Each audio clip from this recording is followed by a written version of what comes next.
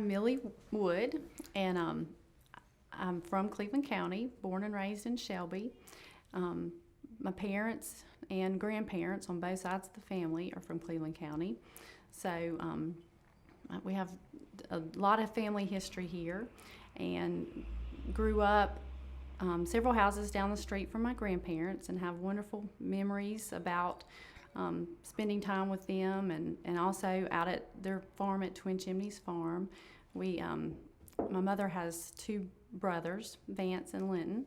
We spend a lot of time with their families, and then my dad has a sister, Becky Smith, and we spend a lot of time with their family. And so family traditions are very important to me, and we have lots of traditions in our family, like reunions. Every summer we get together at the farm and we have a Subtle family reunion, which is a lot of fun.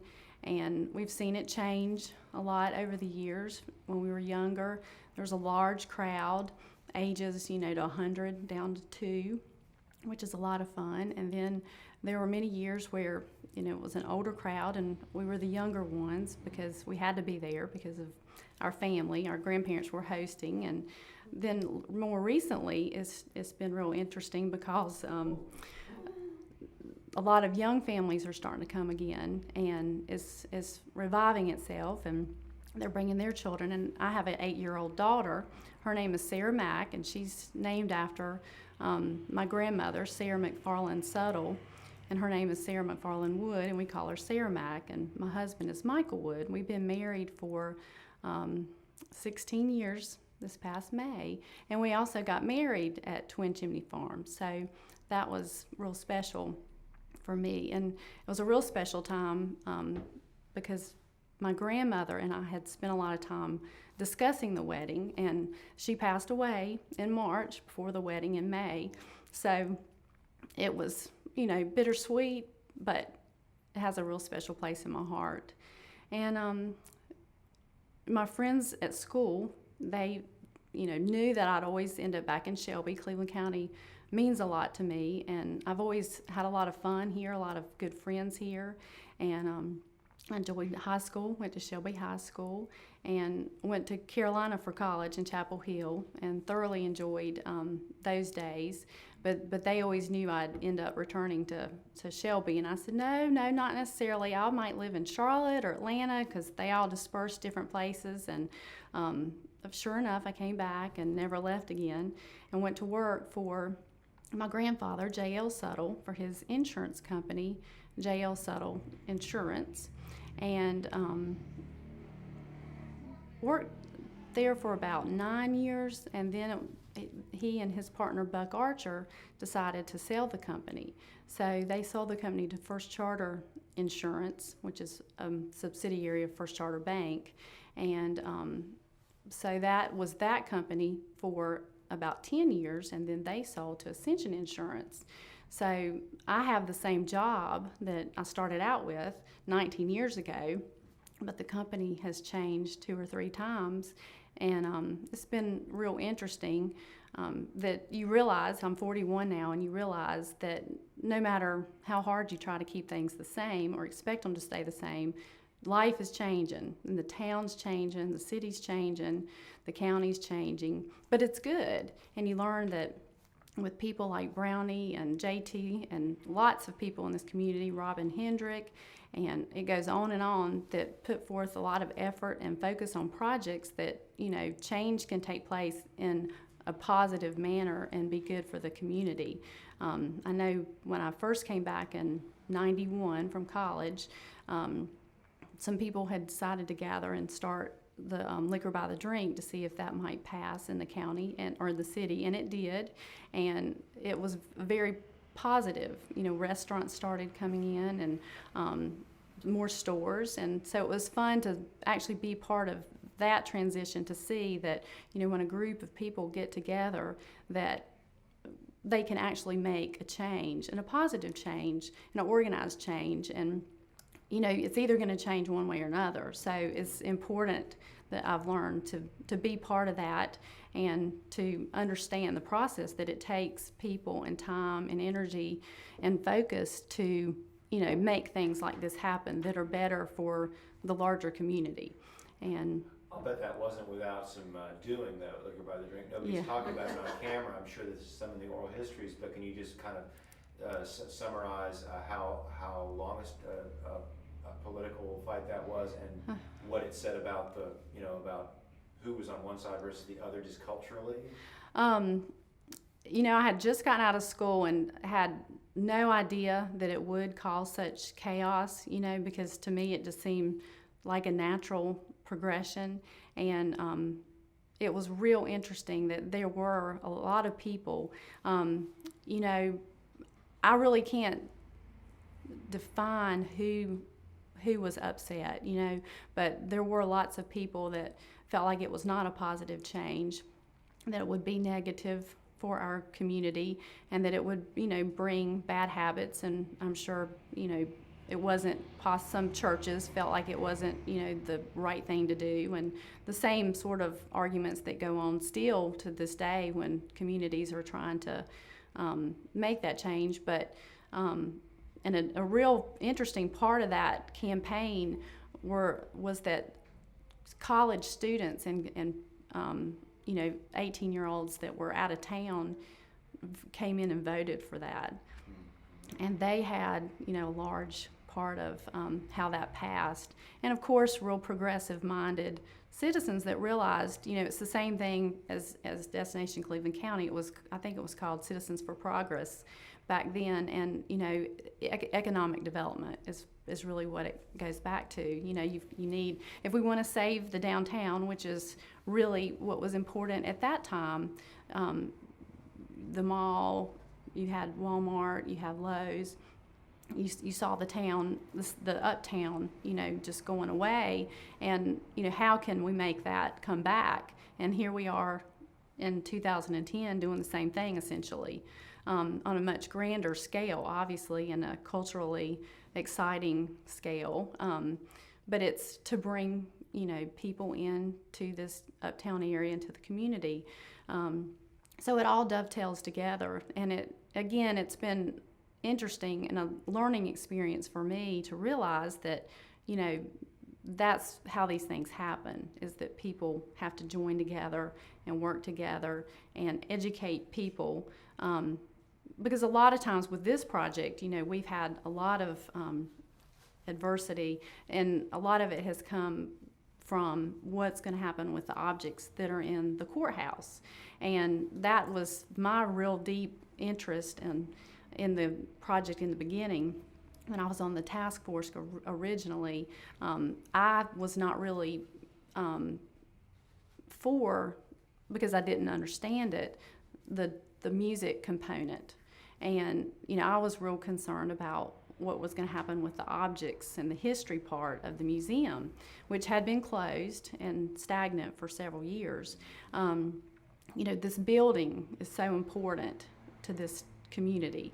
And I live on West Marion Street. Like I said, I live several houses from where I grew up. My husband and I bought my grandparents' house, actually. So now my daughter, who's 8, she's also experienced the same thing I did, as running up and down the street to her grandparents' house, which is real special. But so this is our neighborhood. And growing up, I always walked uptown, and now we bring her uptown and ride bikes. And so this is important. This area is important to me because it is my neighborhood. And it is the center of the city and the community and the county. And so this building, definitely has great interest to me. And so we started with the task force, and I just couldn't imagine, how it was all going to go together. And after many, many, many sessions of brainstorming and learning more about Earl and his music and really his life and how, what music is telling a story, and it is pointing out pieces of time in history. So music is an excellent way for all of us to learn, about different periods of time in our history. And with him being from Shelby, it totally dovetails. And I can't imagine one without the other at this point, And so it's been a really, really educational experience to learn more about Earl and to meet Earl and to be a part of this process, because, it's like a light bulb going off, and, I realize, how all the components fit together and how the objects, are so important. And in every aspect of this, the citizens have spoken out and said, please protect the objects. And the interesting part is really no one has seen these objects in many, many years, but they knew they were in the building, but they hadn't seen them because it had been closed, and probably not many people could tell you what was even part of the collection.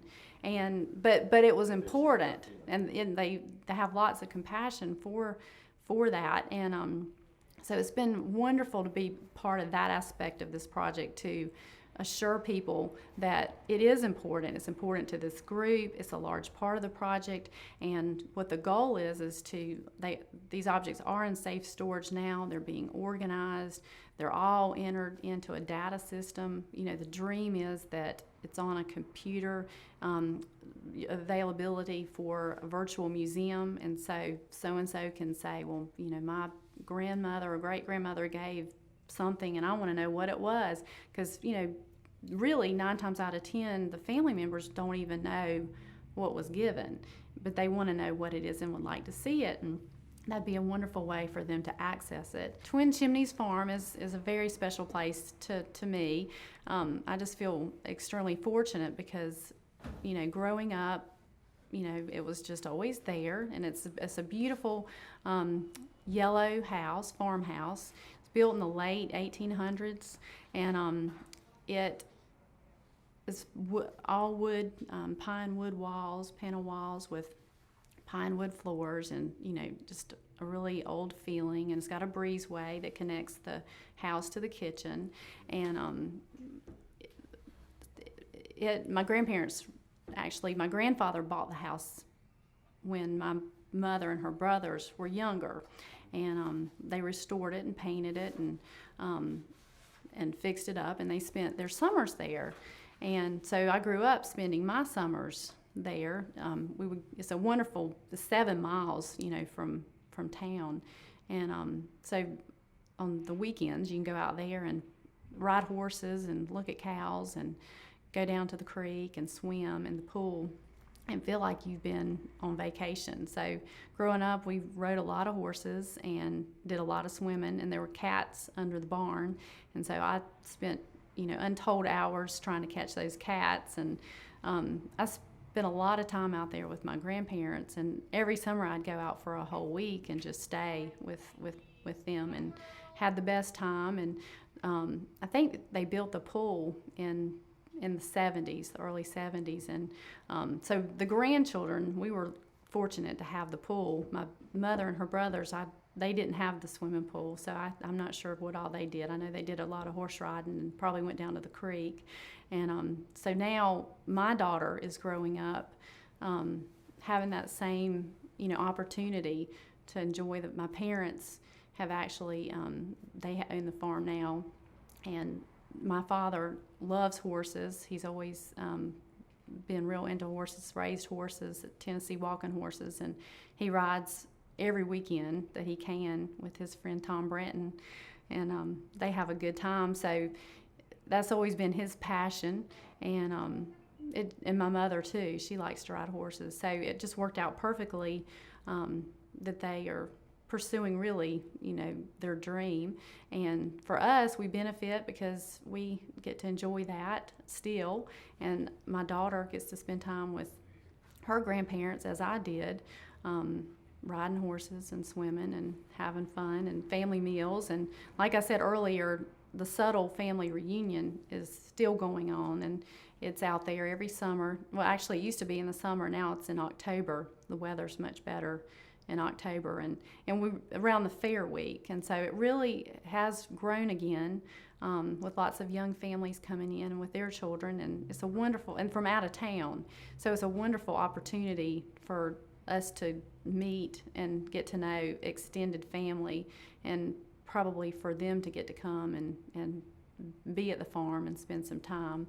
But it's a very special place, and I'm real thankful for it, because it is, it's a lot of work, and you have to have a passion for it to keep it going, and my grandparents and my parents have had that, so we're the lucky ones that get to enjoy it, and we certainly do. We spend many weekends out there, and we entertain out there, and just lots of good times, but it's a beautiful place, and it's very close, so we can. Can I interject? Please. We haven't had anybody to talk about the fair yet. And maybe you could speak to the fair growing up, because I don't know that we're gonna have anybody else that's going to. And Okay. Earl went to the fair. It's just, people have been going and what fair. that week means. Right. Okay. Yeah, just a little bit, whatever. Okay. Just thinking it might be good to have a little clip on the fair. Okay. And we're talking about the fair, that the reunion falls on Fair Week, and it works out to be a good week, because the Cleveland County Fair is a huge part of this county's history, and people come back to town to go to the fair, and everyone in town, everyone attends the fair, and businesses will tell you around town that business stops that week, and people are at the fair every single night. People go many times, but I have wonderful memories of growing up, going with my grandparents and with my parents, and then you get to the high school years and you go with your friends and you eat lots of meals. There's country ham and hamburgers and wonderful vinegar fries and lots and lots of wonderful goodies like that. So, we might go out there several times during the week to eat dinner and ride rides. And so, again, that's been another neat tradition to still enjoy, but now enjoy through my daughter's eyes. And so that's a wonderful thing about this county, is that a lot of traditions do continue on, even though things do change, and you want them to change. You want them to progress and to expand, and to we all need to broaden our horizons and those types of things. And you have changes with business where the textiles, when I first came back from college, textiles were still thriving, maybe not thriving like they had, but then over the course of the next few years, the textile industry just dried up, and I saw business after business going out of business. And as a young person who was working in this town, that was shocking. I just really never expected that would happen, and it did. And you see, so now business has to change and evolve. So, and I would say we've probably become more of a service type business provider in this county, and it looks like industries are looking at us again to come back of different types, which is wonderful. And again, this project, the Destination Cleveland County projects, hopefully will play a large part in that, so that we can attract industry and reinvent ourselves in that way. And I mentioned I'm in insurance, and I sell commercial insurance, so I deal with lots of different types of business owners of lots of different types of sizes, and that's been a wonderful experience, because it's introduced me to so many people, that I would have never known in that way had I not, had the opportunity to do business with them.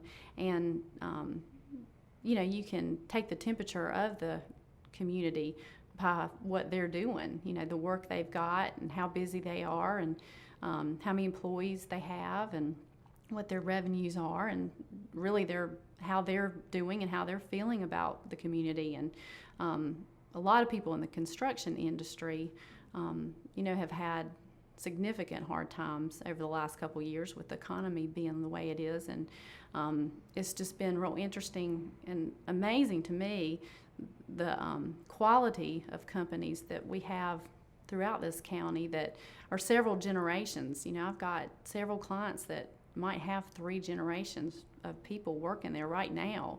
And, that's a neat opportunity to get to know those three generations, and I appreciate it because it reminds me of my family, and I certainly always enjoy talking to the older generations down to the ones that are my age. But you know, they've seen the best of times, and now it appears they're seeing the worst of times. And you know, they have the younger generations, and you wonder, you know, what's to come. You know, will they be able to, will we get over this hump, and will they be able to continue the family business that has been, you know, going on for many, many years, and really such a part of this county. You know, it's going to be interesting to see how that plays out. We don't know that right now. You know, everyone's optimistic, but 2 years is a long time, and it doesn't look like it's ending very soon. So, you know, that's a real big indicator to me as to the sign of the times. But it's just been a wonderful privilege to get to know and work with these people, you know, throughout the county. Because truly, you know, I would not have had the opportunity to meet them and to know them and to work with them without the type of work that I do. So that's been a lot of fun. And working on Destination Cleveland County has been a tremendous amount of fun. And such a learning experience. But Brownie, we always have to keep it fun. So she's laughing back there, but we always have to keep it fun.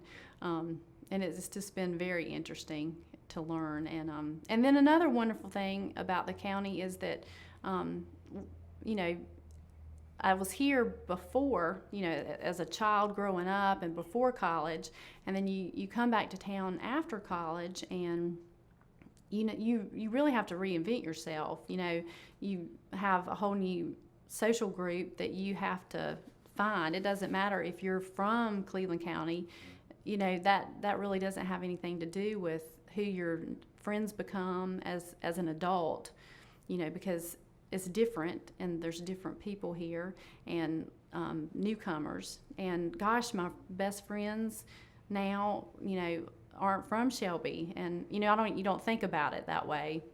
You know, you don't think about it at all. But they're not from here, but this is their home, and they love it absolutely as much as I do.